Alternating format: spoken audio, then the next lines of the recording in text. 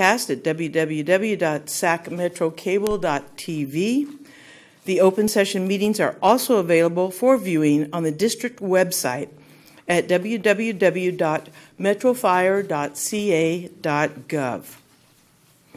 All right, we have the public opportunity to discuss matters of public interest within this district jurisdiction, including items on or not on the agenda. I do have some speaker forms, but we will hear those when the action item is called, which should be shortly. All right, and with that, we'll move to consent. Madam Chair, I'll move the consent. Okay, it's been first and seconded. Would you please call the roll? Director Sailors. Aye. Gould. Aye. Orzali. Aye. Sheets. Aye. Kelly. Aye. Wood. Aye. Clark. Aye. Barnes. Aye. And Jones. Aye. Motion passes. All right, thanks very much. And for those who are following the agenda, the presentation item has been tabled, and we will re-agendize it for our next meeting. With that, we're going to move on to action items. We have three. The first one is sale of real property, Station 33 on Main Avenue in Orangevale. We have Economic Development Manager Jeff Fry for the presentation. Welcome to the podium, Mr. Fry.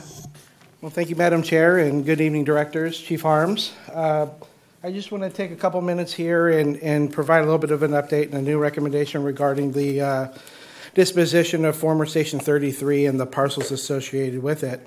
As you recall, last July 25th, we asked the board to declare that property surplus to our mission. The board did enact a resolution to allow us to move forward with the disposition process. Shortly after that time, we started that process by complying with the California Surplus Act. We released it to all public agencies that might have an interest. There's a 60-day period to allow them to determine whether or not there's interest in that property. At the end of that period, the Orangevale Park and Recreation District gave us notice that they would like to move forward with a negotiation process. So that started a 90-day negotiation process with the Park District. At the end of that process, on January 34th, their board determined that they didn't want to move forward with that purchase.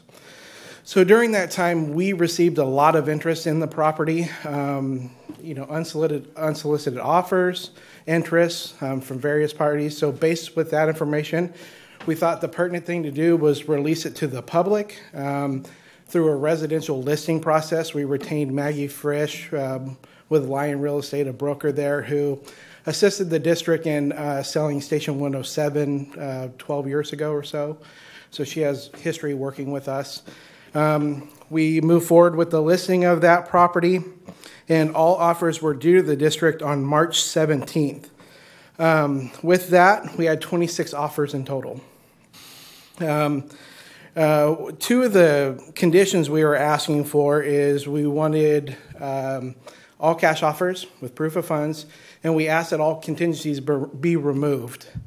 And there were two offers in that group of 26 that comply with that request. So those are the two that we're here to present to you today. Those two offers, one at $265,400, the second at $255,000. We feel is in the best interest in the district to move forward with those offers and see if we can come to a sale.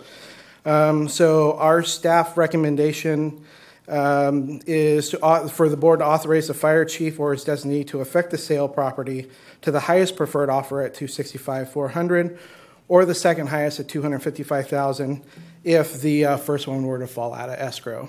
So with that said, I will take any questions or comments. Do we have any questions or comments from members of the board? All right. Okay, well, we do. If I could.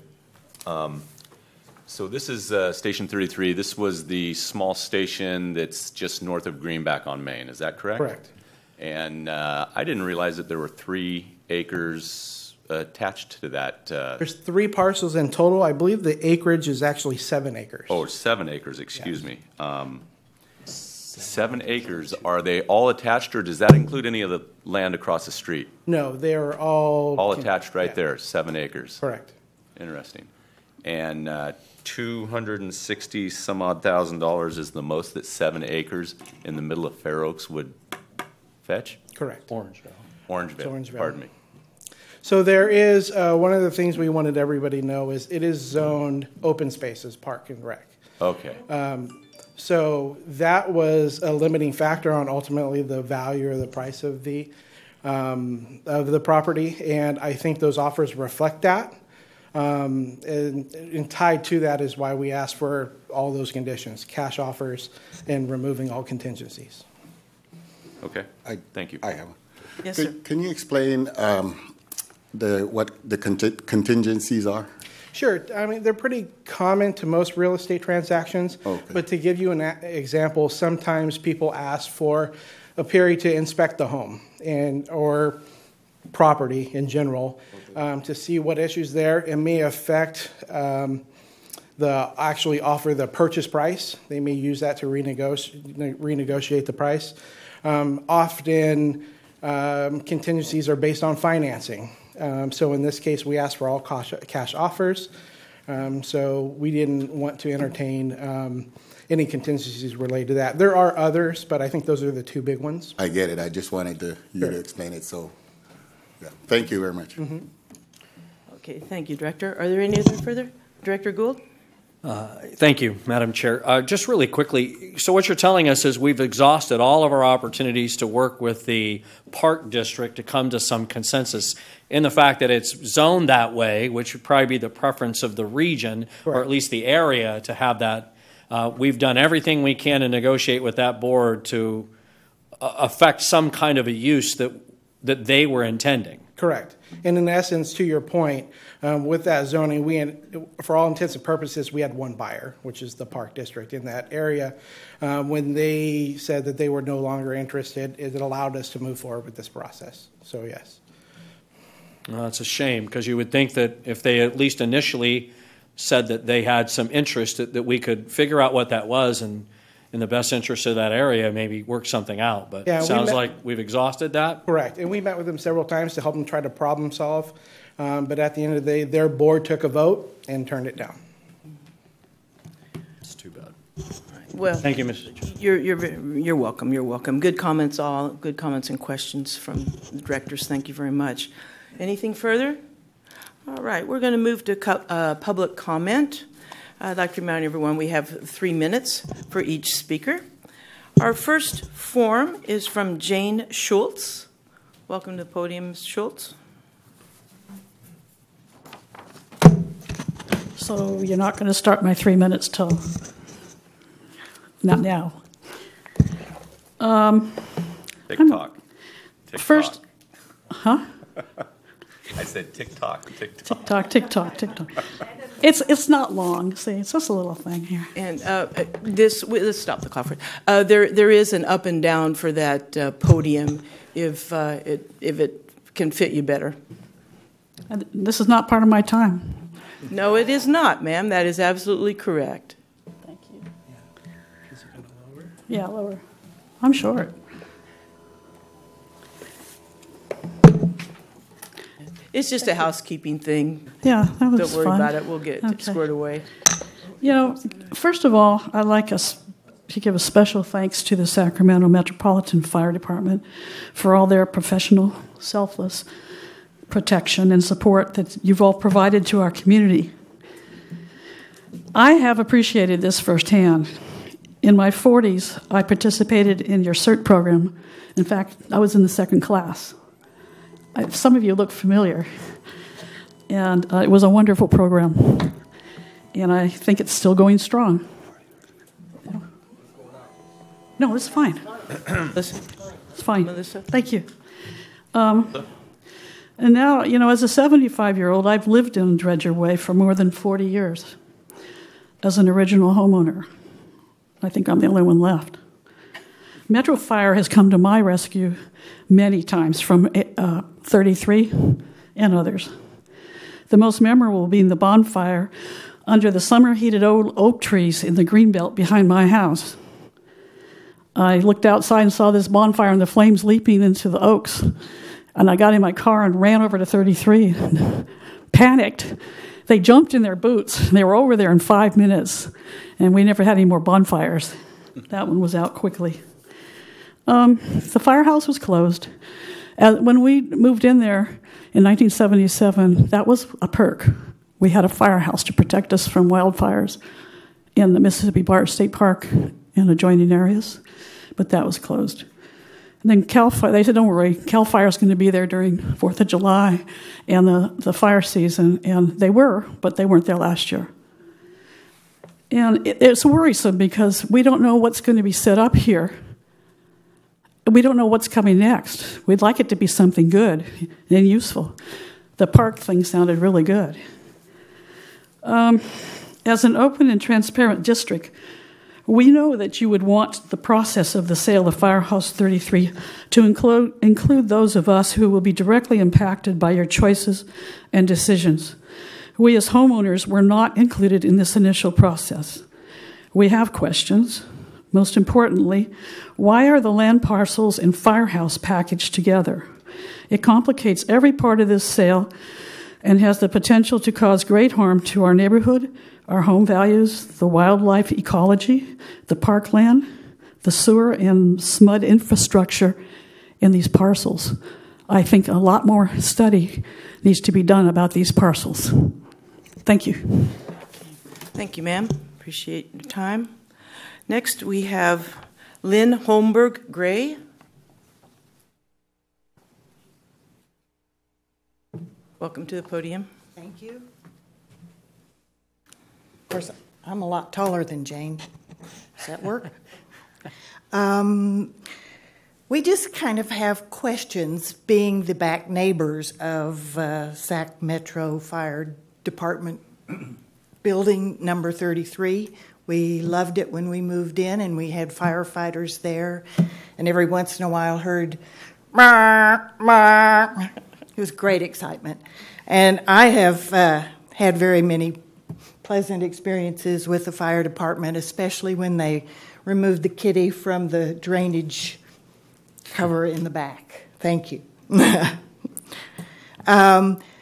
Our worst nightmare is that someday we will return home and look out our backyard and find not trees, but bulldozers and no trees anymore, and someone who says, "It was my job. They told me to do it. I wasn't supposed to."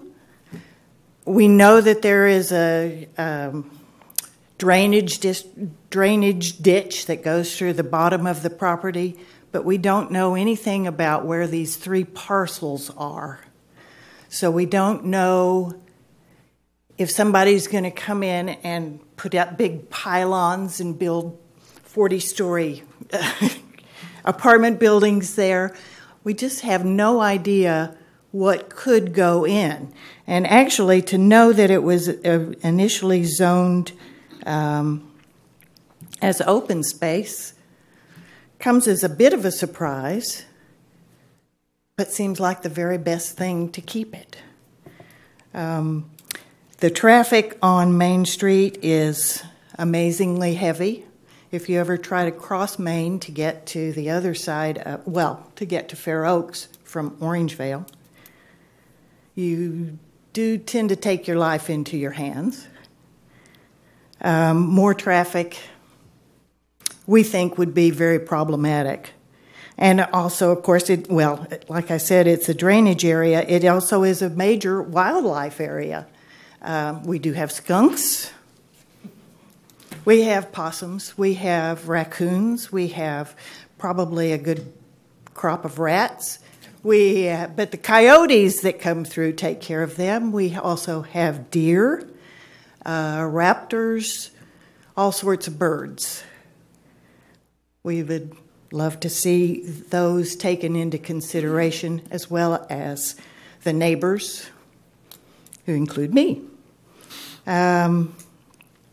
And so basically, I still have questions. We want to know what's going to happen. Who's going to go in there? What are they going to do? How much of that land are they going to be able to use, because it is a ravine? And is there even a map that we can look at? Where do I find a map that shows us what those parcels are? And I think my 3 minutes is done.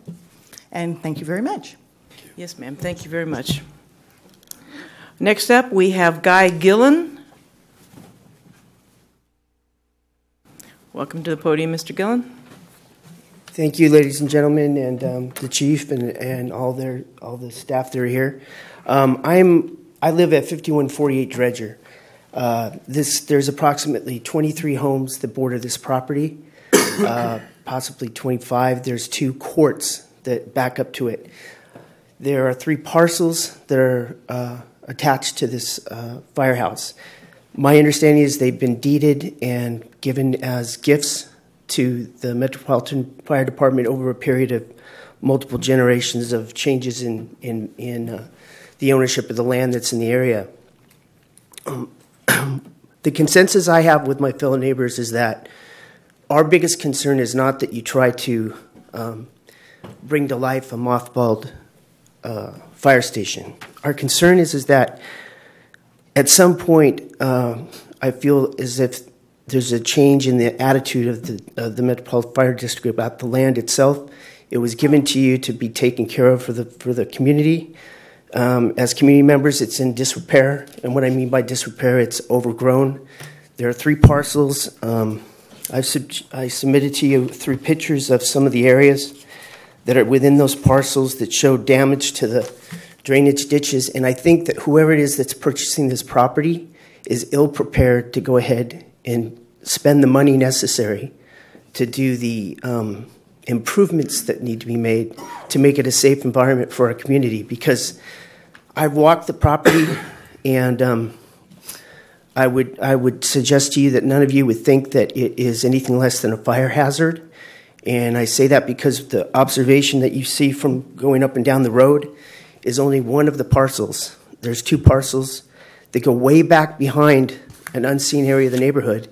And in that area, there's been no fire suppression activities such as the goats that have been brought out to graze, or the weed whacking and what used to come as labor from the probation department and other groups that would come in and cut down and clear out the underbrush.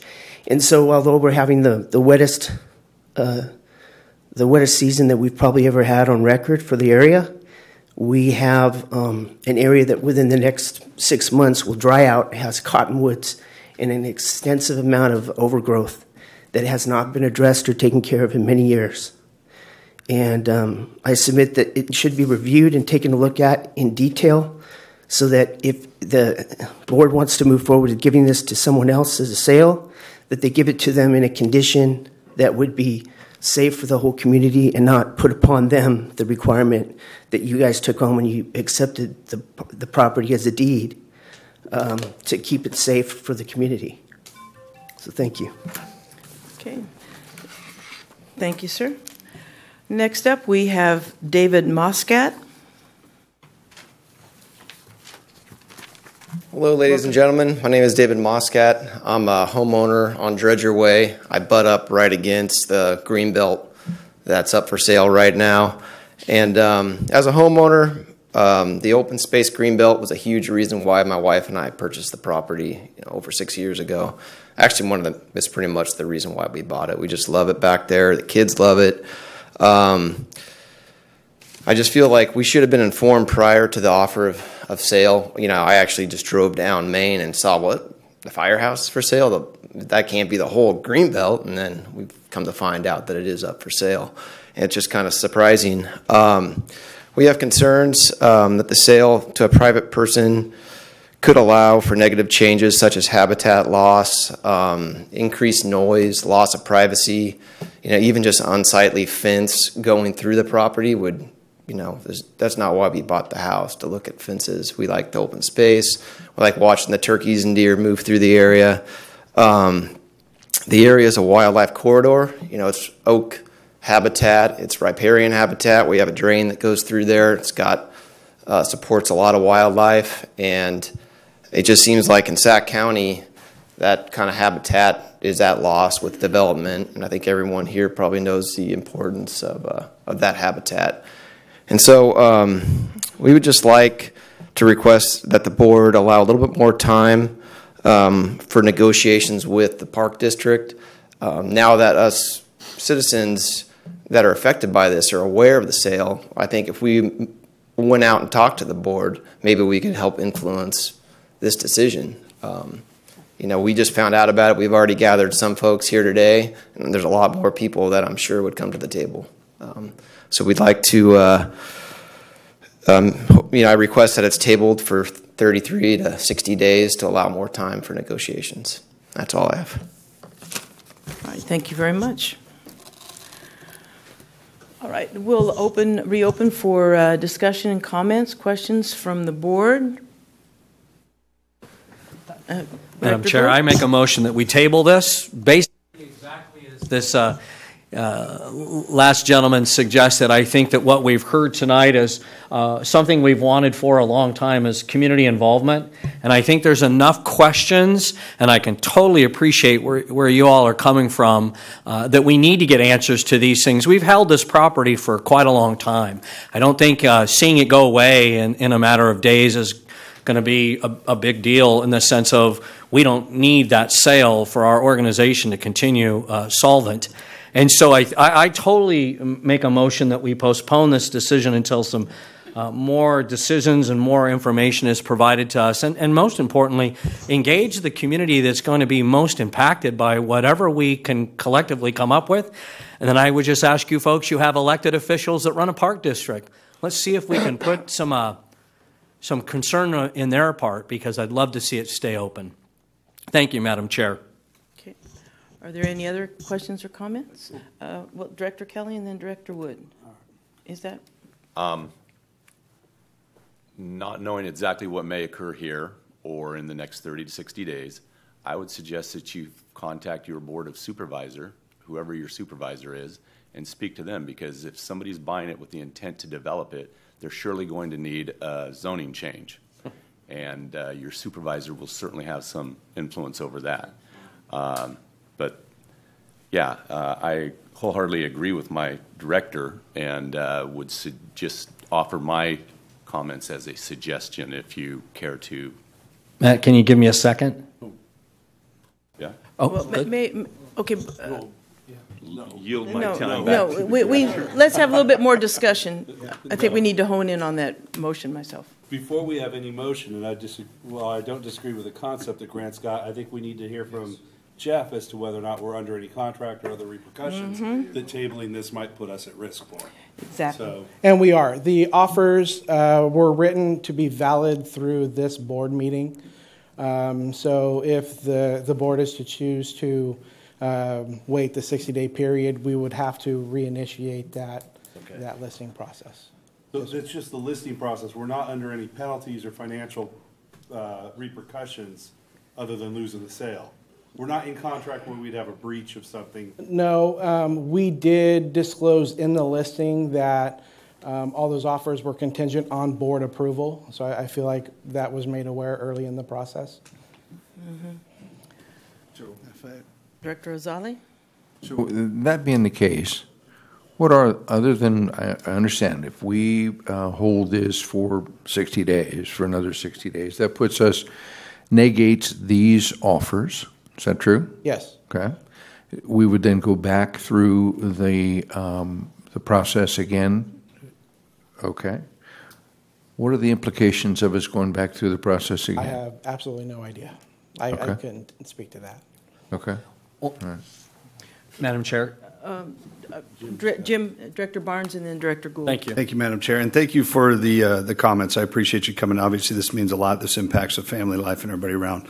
I would ask Mr. Fry if you could kind of just explain to everybody what this process was like, and were neighbors notified? Did we know, and how long have we been at this? If you could just please explain that to all of us. Sure. Neighbors were not notified, probably to their content. I would say with the amount of phone calls and email traffic that I've had since I've been here over the last year or two, I felt like the message was out. I had a number of phone calls probably over the last year, specifically related to this property and it potentially being released for sale. So as far as being transparent, I feel like the information was out there. Could we have notified next door neighbors with some kind of letter or so forth? Sure, possibly. Director, the answer? Okay. Director Gould? Thank you, Madam Chair. Well, I think this is just such a classic example of how a director of that area could hold a community meeting and get the input and do the things that we often do when we want and really need that community input so that we can have a better handle on the behavior that we need to take in the 30 or 60 or 90 days down the road. And the reality is once we have those meetings, we may go down a completely different path. We may not even go to another commercial sale of property, so on and so forth. So I think let's do that 60, 90-day kind of stand still and see what we can do to get more input and more ideas and maybe, input from park districts and supervisors and other people that'll be significantly impacted by this. Director Gould, if I may. Yeah. We did ask if the offers were interested to tell us how they intended to use the property. And I feel I'd be remiss if I didn't let you know that we did receive a letter from the highest offer. She's very community oriented. She would like to use the property to provide yoga and meditation directly related to the community. And if I may, I'd like to read her letter. She says that she's been a yoga instructor in Fair Oaks and Roseville and Rockland for 13 years, and she wanted to let you know what she wanted to do with the property. And she wanted to take the old fire station to a place where she can create healing energy to serve the community and carry on the mission to help others. Previously, she's held karma classes to help victims of the campfire, and she's been doing this for years, and she would love to continue to do charity events with this station. And she states in this letter that she'll be offering free yoga to other victims suffering from any number of tragedies, fire or personal. And she was grateful to have the opportunity to submit the offer. So I feel like that was important information to share with the board. Thank you, Joe. Thank you, Madam Chair. Okay. I have a couple comments. The property right now is zoned as open space. Correct. That is how we would sell it, no matter to whom. It's open space. Zoning is not under the jurisdiction of Metro Fire. A zoning change, and it's a really big deal. I agree with many of the comments from the audience. It's a very big deal to change something from open space to another more developed one.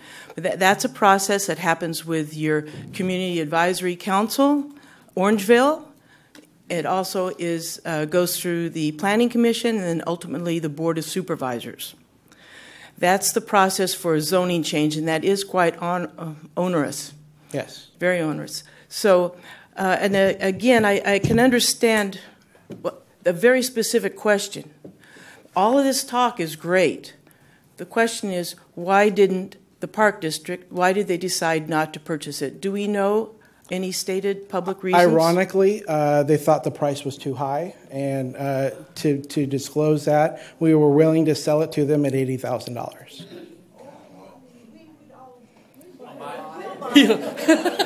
Yeah. Well, now, unfortunately, see what could be an option. There's a very real legal situation, as I'm sure everyone in the room understands. One government organization, nonprofit, to another organization, like fire district to park district. That's a special area. That would be a gift of public funds if we gave it away to private individuals or commercial for-profit area. So what we need to focus on is, well, if they didn't take it for $80,000, I'm sorry, we can't give it away. I mean, that was a gift, yeah. But it was between two public agencies. In complying with the Surplus Act. Thank you. In complying with the Surplus Act. So at first, honestly, I was inclined to say, okay, I could see a motion 60 days, but the only action is if Orangeville Parks and Rec District would accept it. That's the only issue that would happen within that time period, because that's what the key is here. And yet, if they wouldn't take it for 80, that doesn't bode well for that type of timeout, so to speak. So I'm very concerned about that. I just want to say, on behalf of the district and my job for the district, our primary mission is to provide fire service. And there's a very real piece of I think my obligation is to provide that service. And in this case, those are capital dollars that we could use and put to real use, providing the service that we're entrusted by the public to provide. So I realize there are other considerations here, but I would like to say that $264,000 would go a long way in doing a lot of things we need to do through the district with capital funds. And I will be here next board meeting talking about some of those needs. So I feel like I wouldn't be doing my job if I didn't express that. Those are dollars that we can use, quite frankly. Mm-hmm. Are there other additional comments or questions? We have a staff recommend. Oh, sorry. Here's a question from the audience. Oh, yes, sir, thank you. Yes. Of course.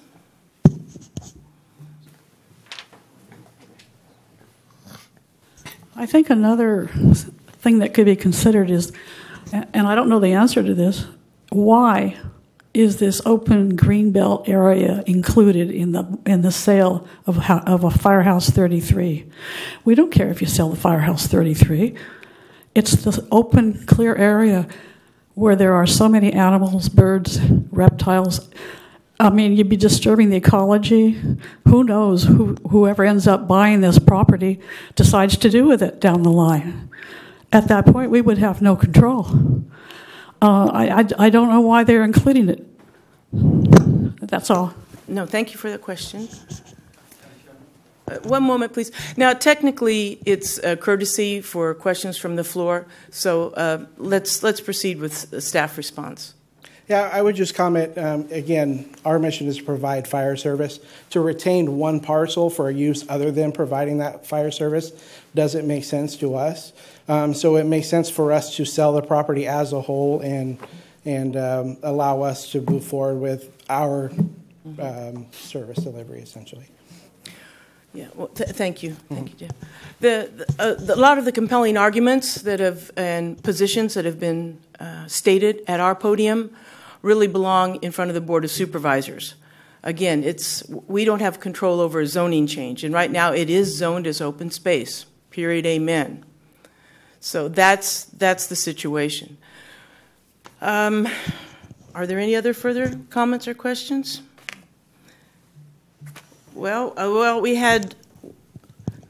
Does anyone care to restate any motion and/or entertain staff's recommendation? I put my motion on the floor and it was seconded, so at that stage it needs to have a vote up or down, and then we can move to. Okay. Well, I think you need to restate. Okay, no problem. With great respect, it needs to be very specific because the only issue is if whether or not Orangevale Park District would purchase it, and then we go back into: are they going to purchase it for 80, or are they going to purchase it for 265? It gets pretty complicated pretty quickly. Sure, no problem. All right, then let's do this. I think just for a matter of process, I'll rescind my motion.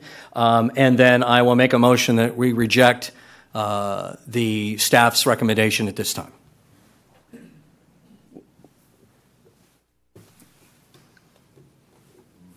Any comments? Okay, Madam Chair, no just I mean, as far as I disagree with my colleague on this. Again, from the human standpoint, I get what you're saying. However, with the recommendation of where we are and hearing what Madam Chair's comments are regarding opening up to hoping Orangevale Parks now re-engages in conversation, that may or may not happen, and that's on a wish. The planning regarding what is going to happen with that property after a potential purchase is in the hands of the Board of Supervisors, and I agree with you on your comments on that. As far as not getting into the policy, I'm sorry, I'm not going to second that at that time, but I am open to making a motion to accept staff recommendations at this point. Okay. Well, we'll give it to 3 for a second for the first motion that was presented.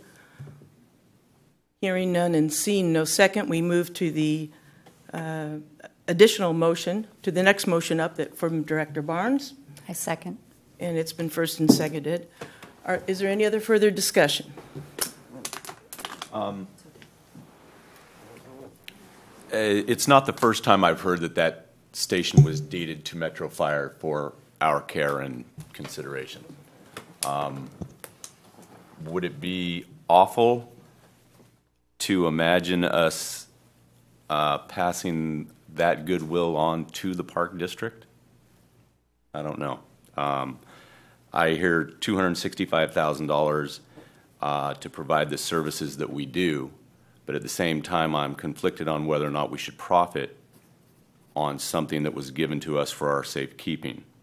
And so I wonder aloud if it would be completely unrealistic to imagine trying to negotiate with the Park District to have some type of assurance that the safekeeping of that property is not given away for $265,000, but it is passed on to somebody that in turn will safekeep it. So I'm just wondering aloud in discussion. Well, that's noble, my opinion, noble wondering, but there's absolutely no guarantee whatsoever on any intentions for the future. So we do have a motion and a second. I would like to. Are there any other comments from my fellow directors? Okay, I would like to comment again. This is zoned open space, and that is a huge. That's a huge foundation to keep it that way.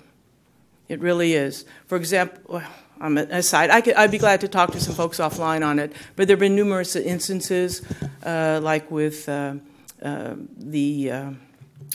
vernal pools off of Zinfandel and then the realigning of Zinfandel for that, because neighborhood groups got together and went to the appropriate jurisdiction who has the authority to decide on that, and that's the County Board of Supervisors. Unfortunately, it's not Metro Fire. All right, I'll call for the question then. Director Sailors. Aye. Gould. No. Orzali. Aye. Sheets. Aye. Kelly. No. Wood. Aye. Clark. Aye. Barnes. Aye. And Jones. Aye. Motion passes. Okay. Thank you, everyone, for the discussion and comments. All right. Not the end of the line for you. Yeah. Again, we can share. Sure. Sure. I'm sure most of you have no No, idea. go ahead and come to the microphone and state your name, and welcome to the podium. My name is Vern Perrin, and I'm the one in the last house on Dredger Way. Most of you are probably not familiar with the acreage at all. It is a runoff area for the storms in the waterway. It slopes down drastically. There's a huge septic line that runs down through the middle of it. There's a waterway or a river in there now because it's been raining. There's a couple acres up on top where the firehouse is. And to me, my thoughts is that's the only place where someone could do any logical building. What they would do with the rest of the property would probably be more expensive and more damaging to the rest of the area. I have seen mountain lions in there. I've seen bobcats in there. I've seen lynx in there. I've seen many deer. When I first moved in there 38 years ago, 39 this year, there was a herd of bucks that used to run up through there. Unfortunately, the traffic coming down Main Street has killed a lot of the deer and a lot of the wildlife. And I just think you should at least know what the area looks like before you vote on something like that. And it's too bad you didn't give me a chance to speak. Thank you, ma'am. Thank you for your comments. All right, moving on. We have action item number 2, replacement of wildland personnel protection equipment purchase. Chief Bridge. Good evening, President Jones, directors. Eric Bridge, Deputy Chief Operations. Metro Fire's current wildland PPE specification is no longer available, and Metro Fire needs to purchase a new wildland PPE with staff's newly adopted wildland PPE specification. So just a little background. At the end of 2018, the wildland team was tasked with identifying a new wildland PPE garment. Since then, there's been many advances in in the garment technology since our last specification, and a research study conducted by the Department of Homeland Security in conjunction with the U.S. Army and NATIC Soldier Research Development Engineering Center has provided extensive information and data. The Wildland team has utilized the data from this study, the CAL FIRE Wildland Firefighting Hazard and Risk Assessment, as well as sample fabrics and garments to come up with a recommendation for Metro Fire's next generation wildland PPE specification. So we have an ongoing need for wildland coats and pants.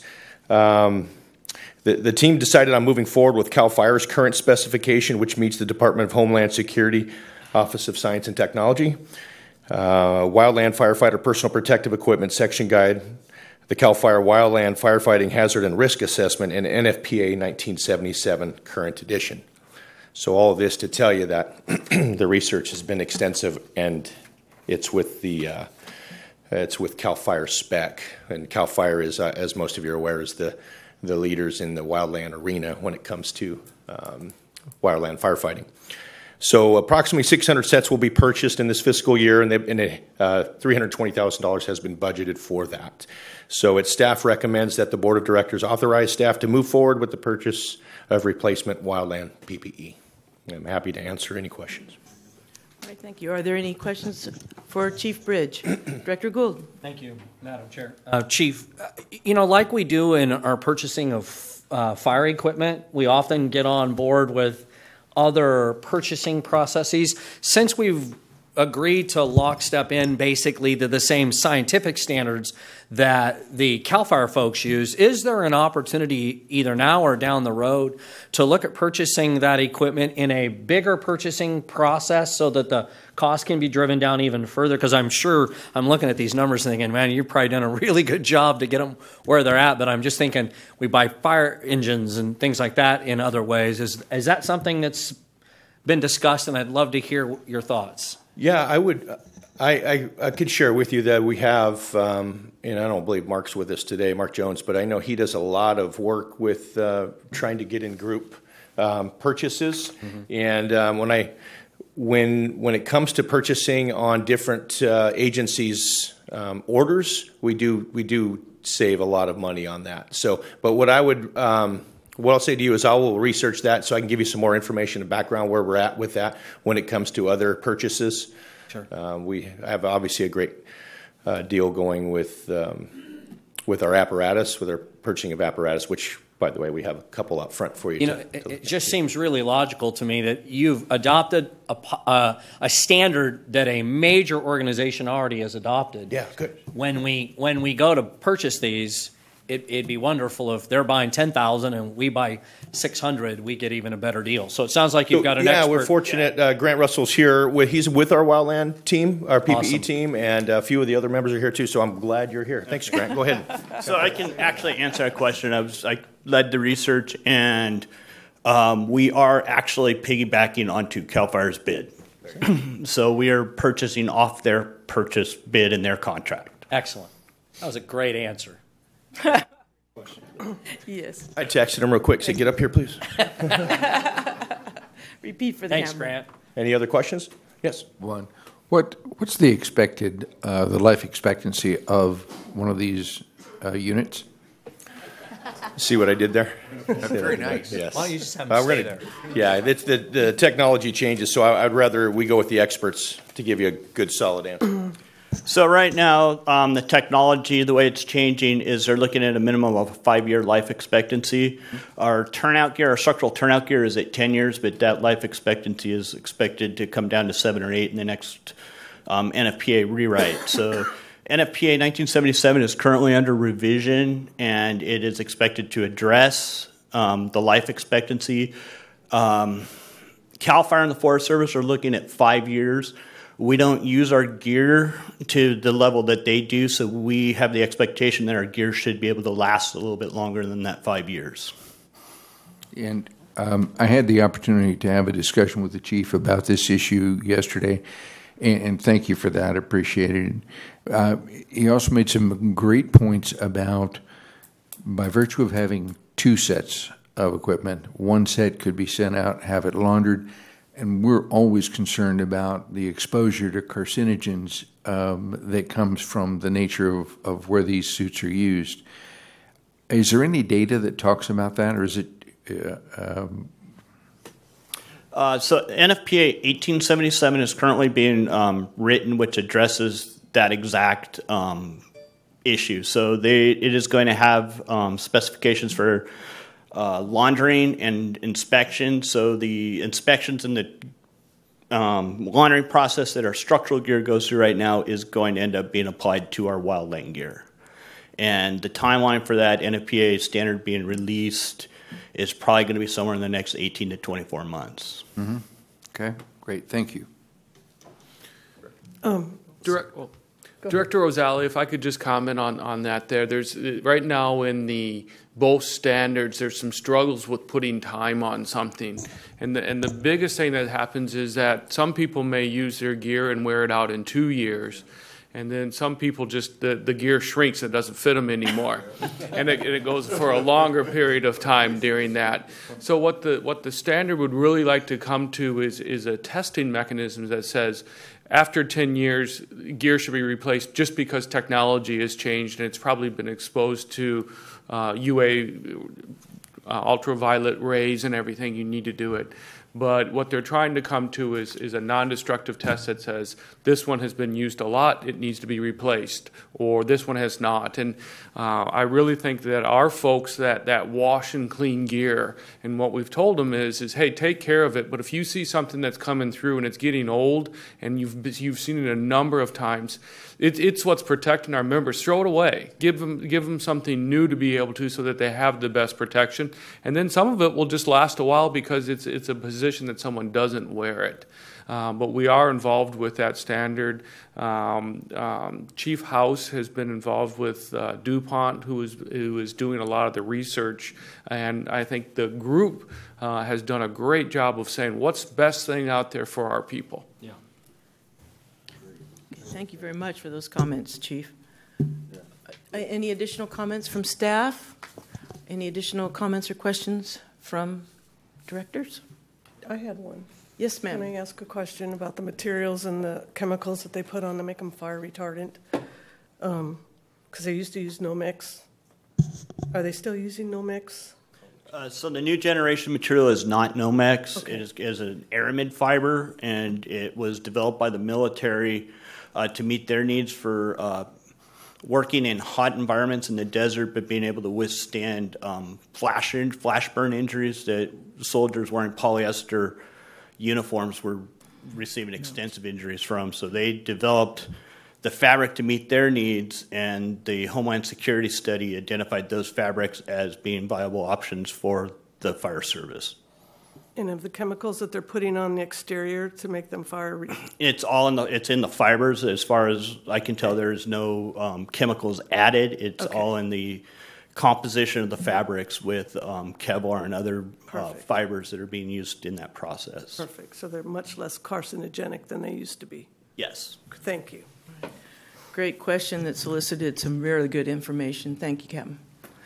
Madam Chair, I make a motion to adopt. I second it. All right, it's been first and seconded. Madam Clerk, please call the roll. Director Sailors. Aye. Gould. Aye. Orzali. Aye. Sheets. Aye. Kelly. Aye. Wood. Aye. Clark. Aye. Barnes. Aye. And Jones. Aye. Motion passes. All right, thank you. All right, our third action item tonight is nomination of Special Districts Representative for the Sacramento County Treasury Oversight Committee. And with that kind of title, we're going to turn it over to Chief Casatini. Thank you, Chief, and welcome to the podium. Thank you, President Jones, Board of Directors, Fire Chief Harms, and staff. Greg Casatini, Deputy Fire Chief. So the County of Sacramento is conducting the selection process for a Special Districts Representative to serve on the Sacramento County Treasury Oversight Committee. The duties of the committee include review of the investment policy of the Pooled Investment Fund, quarterly review of investments, and to cause an annual audit of the portfolio. The position requires academic or practical experience in public finance and should meet the restrictions as outlined in the Treasury Oversight Committee fact sheet, which is the attachment. The current term expires on June 30th. It is a 3-year appointment. Staff recommends that you consider nominating one candidate for the Special District Representative for the Sacramento County Treasury Oversight Committee. Any questions? Are there any questions or comments? I believe we do have a potential nominee. Is that correct? That is correct. I believe staff recommends Amanda Thomas, the CFO. Second, third, fourth, and fifth. All right. Staff recommendation is for our CFO to be nominated for this position. Do I hear such a motion? Yes, I'll make that motion. I'll second, third, and fourth. Down the line, I think unfortunately we still have to call the roll. Madam Clerk? Director Sailors. Aye. Gould. Absolutely. Borzali. Very enthusiastically. Sheets. Aye. Kelly. Have you asked her? Thank you. That's outside. Handcuffed to the Yes. Do you accept? Yes, we have. It's a voluntold.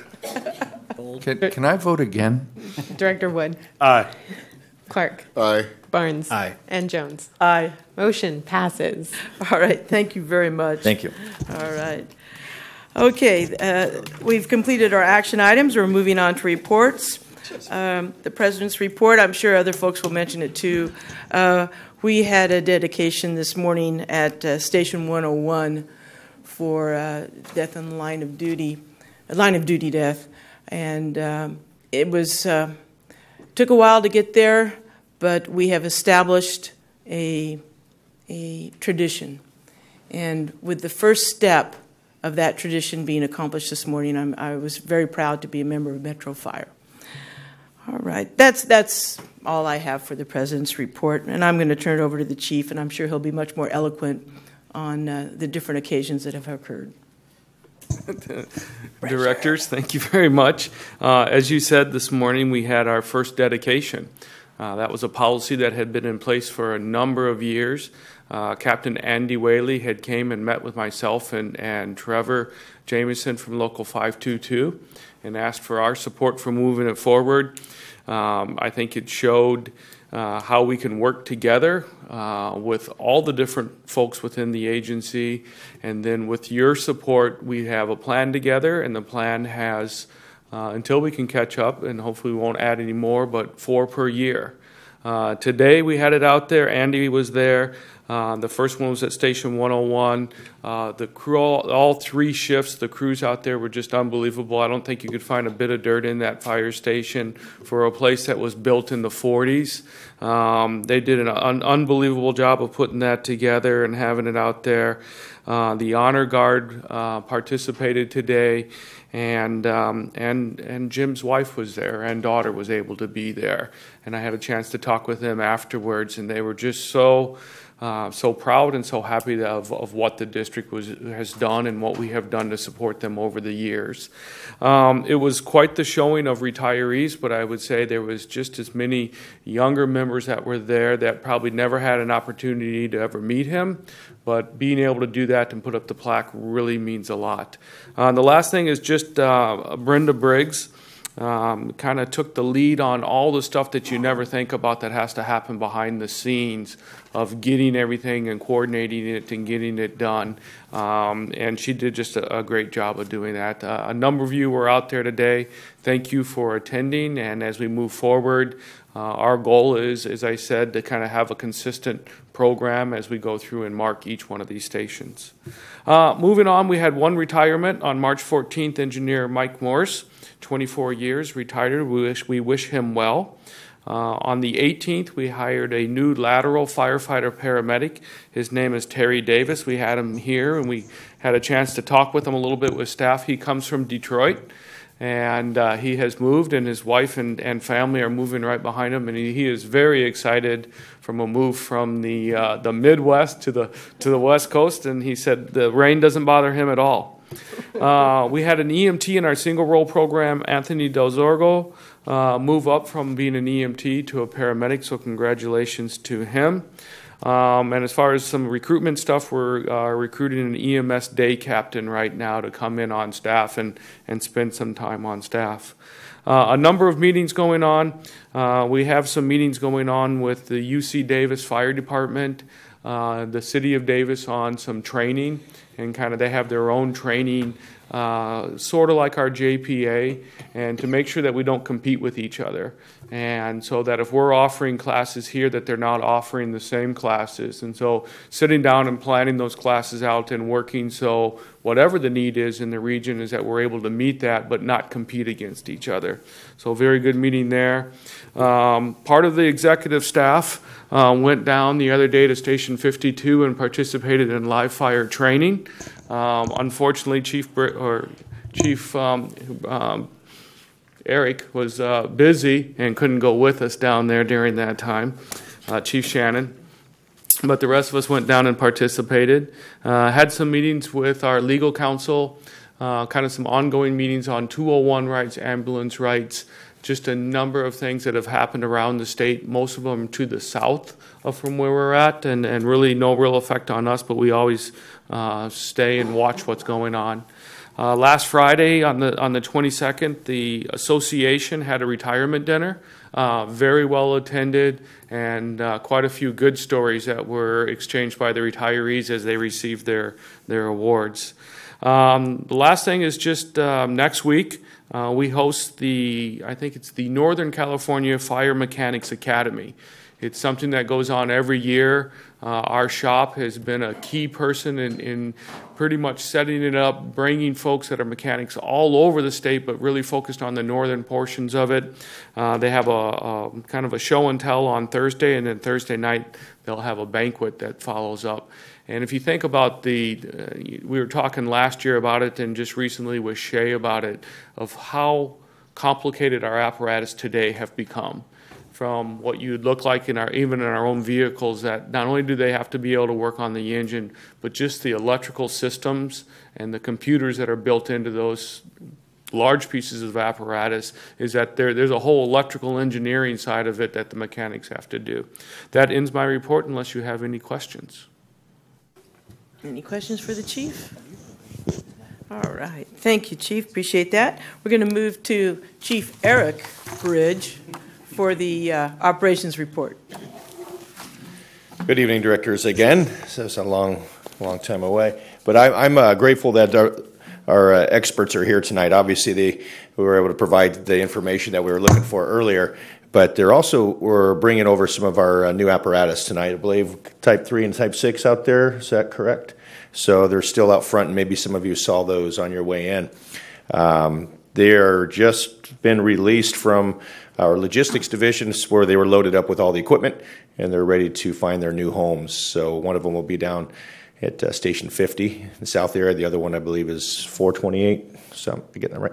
So at Station 28.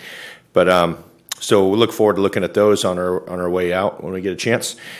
But as far as the numbers go, we've the first 3 months of the year last year, we were right around 24,000 calls.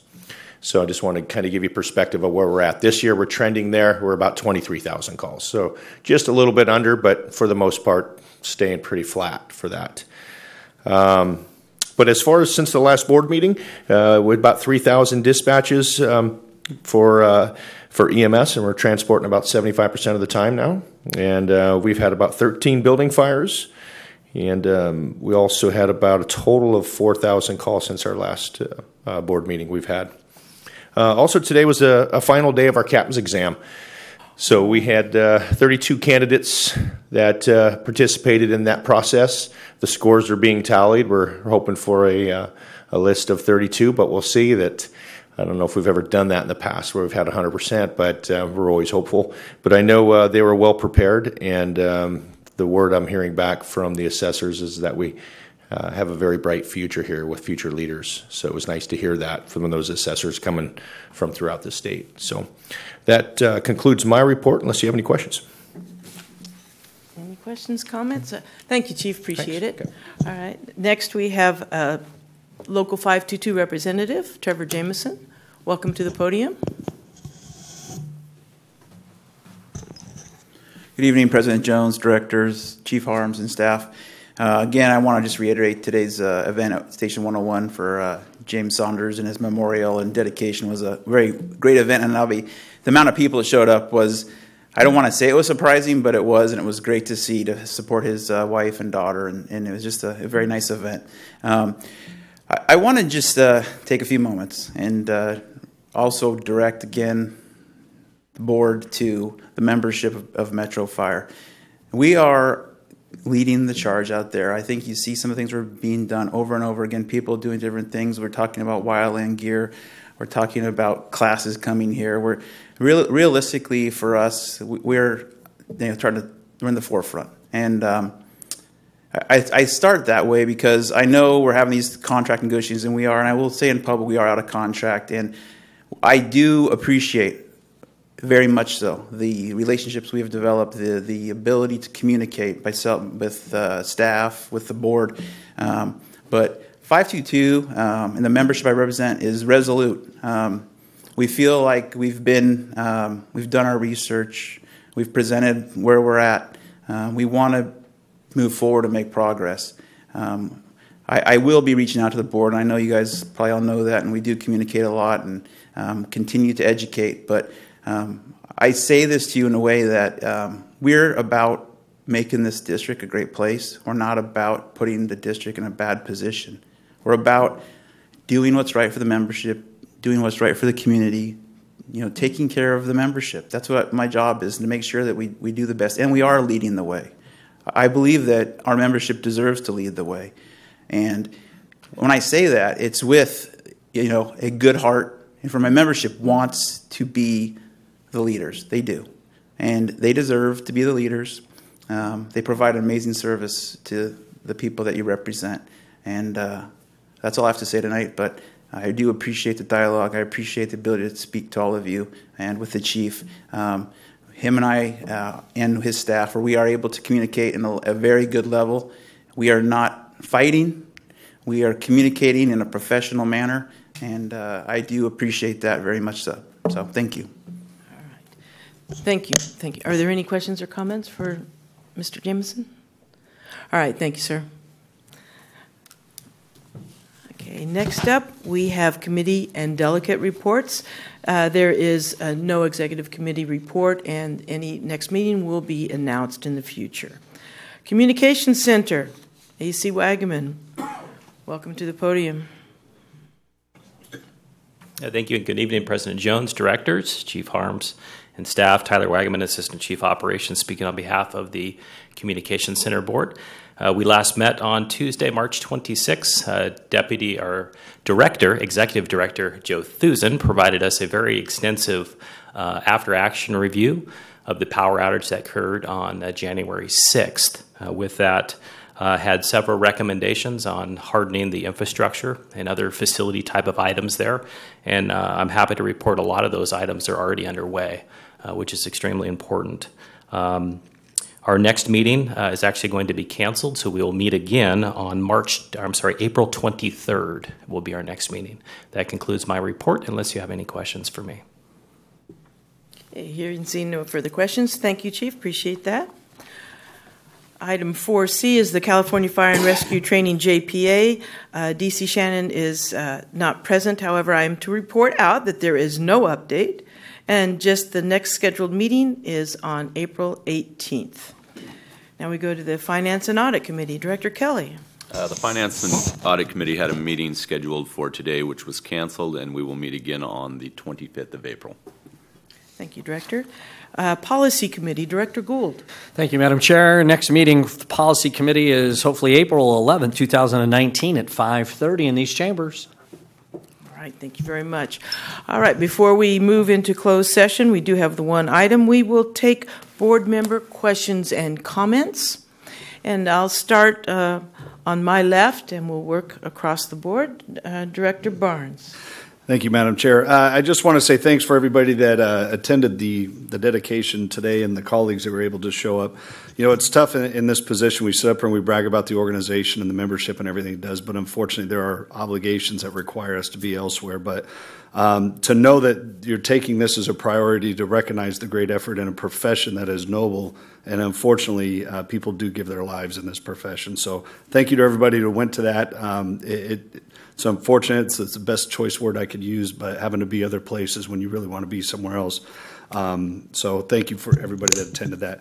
Secondly, Mr. Fry, thank you for your presentation. I know it's tough when you have a mission from us, and the reality is we got heartbeats behind that impact those, and I know that affects you as well. So thank you for giving that, and I appreciate the presentations today. That's all I have, Madam Chair. Thank you. Okay, thank you very much. Director Clark.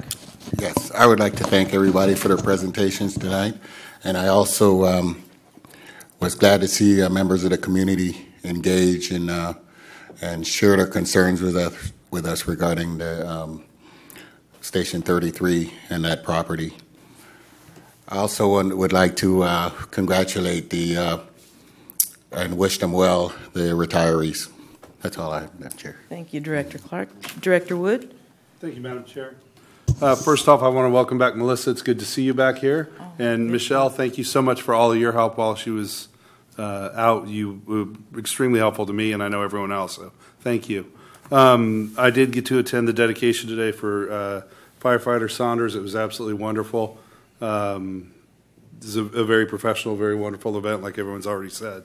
And I just want to say thanks to the chief and to 522 for finding and dusting off our old policy and putting it in play now. Even though it's taken a lot of years to get to it, the fact that we're now doing this and going to continue, it's a message to our members that we won't forget you.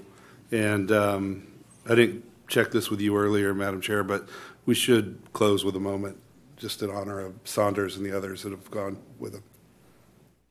Thank you very much for that consideration. Appreciate that. Director Ozali. Thank you. I'd like to personally thank Michelle for everything that you did in that period of time. I know that I was an incredible nuisance, and I strive to be. And I know that Melissa has missed my phone calls a great deal, but she will get used to having them again. Mr. Fry, I wanted to thank you for your presentation this evening.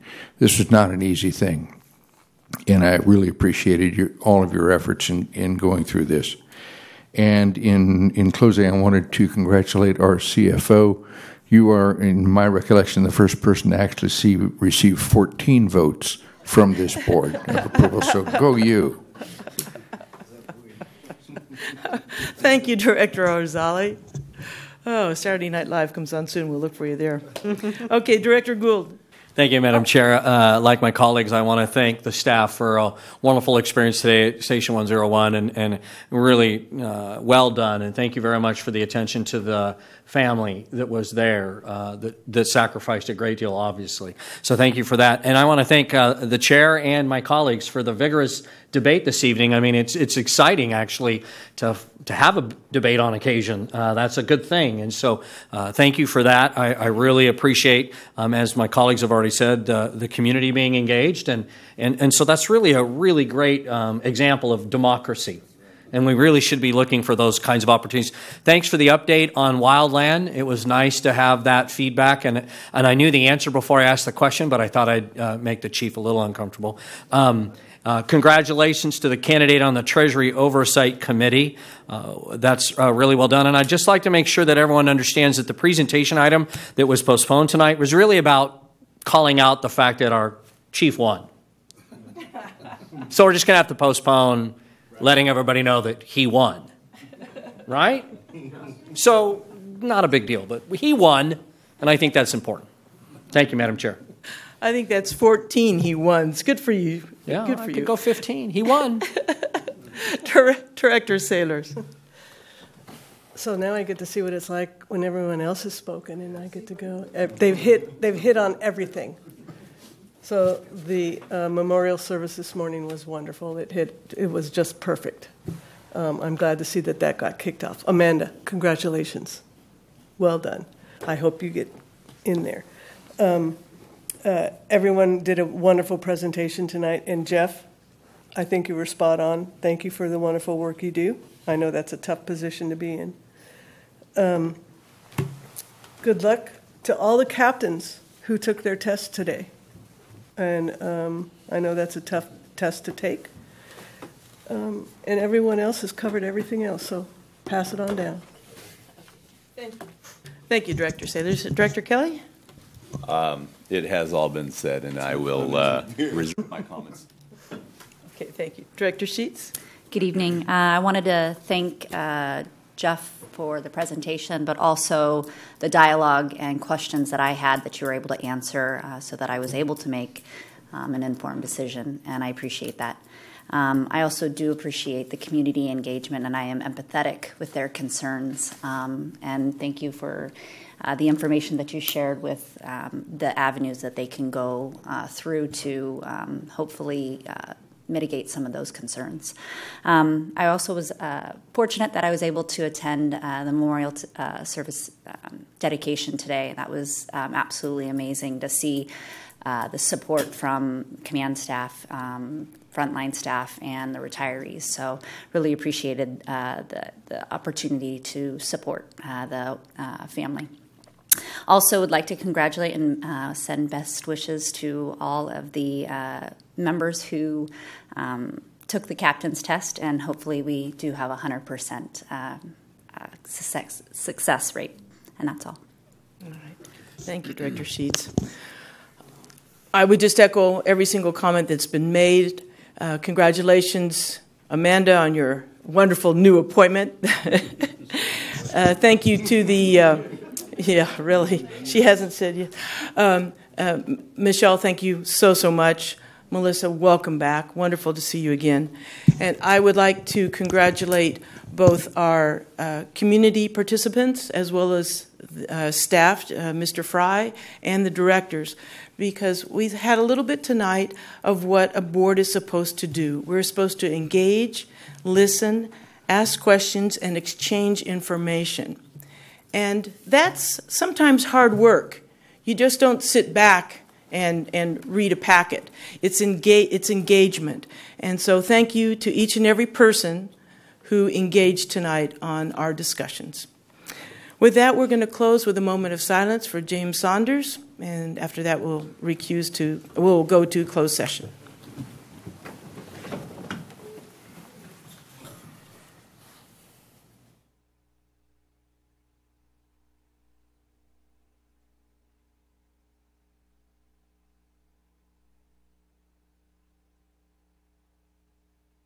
Thank you all.